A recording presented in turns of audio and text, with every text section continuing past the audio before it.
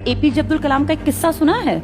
जब वो missile man of India बने, जब हमने पहली स्वदेश निर्मित मिसाइल बनाई, तो उनके पास PM prime minister Indira Gandhi के समय की बात है, इनके ऑफिस से फोन गया कि मैडम पीएम आपसे मिलना चाहती हैं, दिल्ली आपको इनवाइट किया जाता है। तो बेटा डॉक्टर एपीजे अब्दुल कलाम ने फोन रखा, कह दिया ठीक है भाई आएंगे, एक दिन डिसाइड हो गया। उनको पहली चिंता पता है क्या हुई कि मैं पहन के कौन से कपड़े जाऊंगा, क्योंकि वो इतने साधारण तरीके से रहते थे कि वो कोई सूट वूट पहनते ही नहीं थे। तो उन्होंने अपने एक दिन को वो अपने से बड़ा और समझदार मानते थे, उनको फोन किया और कहा सर ऐसे ऐसे मेरे पास जो है पीएमओ मतलब प्राइम मिनिस्टर ऑफिस से मेरे यहाँ कॉल आया और मुझे कह रहे हैं कि पीएम मैडम मिलना चाहती हैं, इंदिरा गांधी जी। तो कहा सर मैं कौन से कपड़े पहन के जाऊँ, मेरे पास तो ऐसा कोई सूट नहीं है। तो पता है उन्होंने क्या कहा, जो जिनको वो गुरु मानते थे, उन्होंने कहा तुमने सफलता का सूट पहन लिया, कुछ भी पहन के चले जाओ, तुम्हारी जो पर्सनालिटी है ना, अब वो ऐसी पर्सनालिटी है कि कोई तुम्हारे कपड़ों पे ध्यान ही नहीं देगा, क्योंकि तुमने जो देश के लिए किया उसकी कोई बराबरी कर ही नहीं सकता। तुमने सफलता का सूट पहन लिया। और बेटा एपीजे अब्दुल कलाम जब पीएम ऑफिस में गए, इंदिरा गांधी जी से मिले, तो वो बिल्कुल साधारण कपड़ों में थे। हाफ स्लीव्स की उन्होंने धारीदार एक कमीज पहनी थी, जैसे तुम्हारे घर में तुम्हारे पापा बड़ा भाई कोई पहन लेता होगा, ब्लू कलर की और व्हाइट कलर की उस पर धारियां थी, और नीचे डार्क ब्लू नेवी ब्लू, जैसा हमारे तिरंगे में वो अशोक चक्र है ना 24 तीलियों वाला, नेवी ब्लू उस रंग की पैंट और बिल्कुल साधारण चमड़े की चप्पल। इतना साधारण वेशभूषा पहन के वो आदमी पीएम से मिलने गए। और पीएम ने एक बहुत बड़ी पार्टी रखी थी, क्योंकि देश की बड़ी अचीवमेंट थी, स्वदेश निर्मित मिसाइल बनाई थी हमने, वहां सबसे इंट्रोडक्शन कराया मैडम ने उनका। सब उनसे मिलने के लिए आतुर थे कि कैसे हम इससे मिलने। सोचो पीएम से मिलने के लिए लोग आतुर होते हैं, लेकिन पीएम के पास जितने लोग थे वो सब एक्साइटेड थे कि हम एपीजे से मिलने। तो एपीजे ने देखा कैसी सफलता हासिल की, कपड़े मैटर ही नहीं करते। जब वो प्रेसिडेंट बने ना, बाद में उनको बेटा भारत रत्न मिला 1997 में। और जब वो प्रेसिडेंट बने सन 2002 से 2007 के बीच में, तो हमारे प्रेसिडेंट जब जाते हैं ना दिल्ली प्रेसिडेंट हाउस में, तो उनका ना एक स्पेशल तरह का पहनावा होता है। ऐसे ऊपर से उनका कोट तुमने ध्यान दिया हो, अलग तरह का गोल गले वाला कोट होता है, वो पहनने का ट्रेंड था। हमारे सब राष्ट्रपति पहनते थे, चाहे वो डॉक्टर राजेंद्र प्रसाद थे और चाहे वो एपीजे अब्दुल कलाम। तो एपीजे ने कहा, वहां एक उनका ना पर्सनल वहां पे एक दर्जी होता है, तो उन्होंने उस दर्जी को कहा कि भाई देख मेरी आदत नहीं है ऐसे गला बंद कोट पहनने की, मैं हो जाऊंगा परेशान, मेरा थोड़ा बटन ना नीचे लगा देना, जैसे मैं ऐसे गला बंद में मुझे थोड़ा सा अनईजी लगता है। तो उस दर्जी ने उनका थोड़ा सा बटन नीचे कर दिया, वो एपीजे स्टाइल कहलाने लग गया।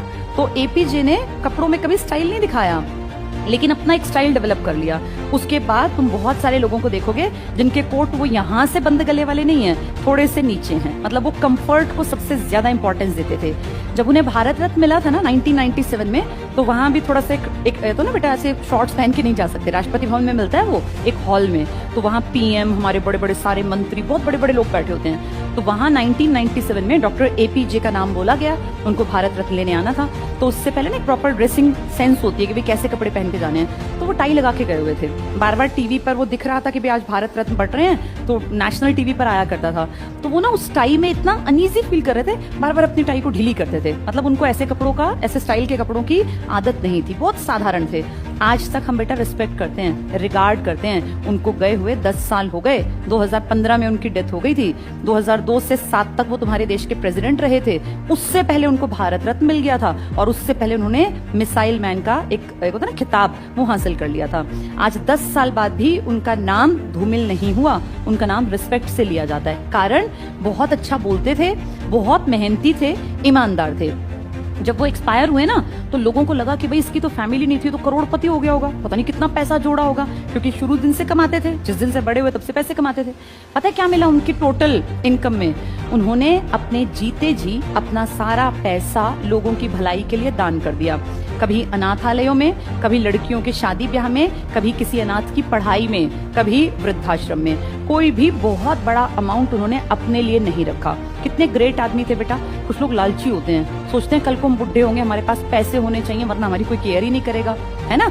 उनके मन में कभी ये विचार नहीं आया। ना उनकी वाइफ थी, ना उनका बेटा, ना उनकी बेटी, अकेले तो थे, शादी नहीं की, लेकिन कभी ये नहीं सोचा कि पैसे जोड़ लूं कल को मेरे काम आएंगे।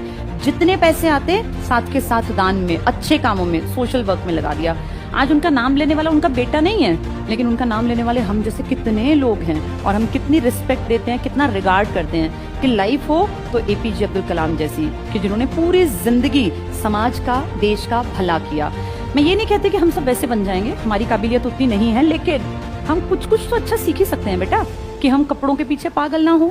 जैसे एपीजे ने सफलता के सूट से अपना एक इंप्रेशन बना लिया, ऐसे ही हम अच्छा कपड़ा पहने, कोई दिक्कत नहीं है, सफाई से रहें, डेली नहाना धोना, ब्रश करना, अपने बाल ठीक रखना, अच्छे ढंग से बन के रहना, ये अच्छी बात है। ऐसे गंदे बन के रहना, कंघी ना करना, 4-4 दिन तक नहाना नहीं, ये नहीं होना चाहिए।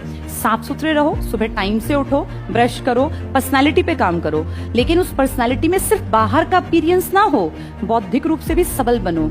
और सबसे बड़ी बात बेटा, मन से साफ और अच्छे रहना।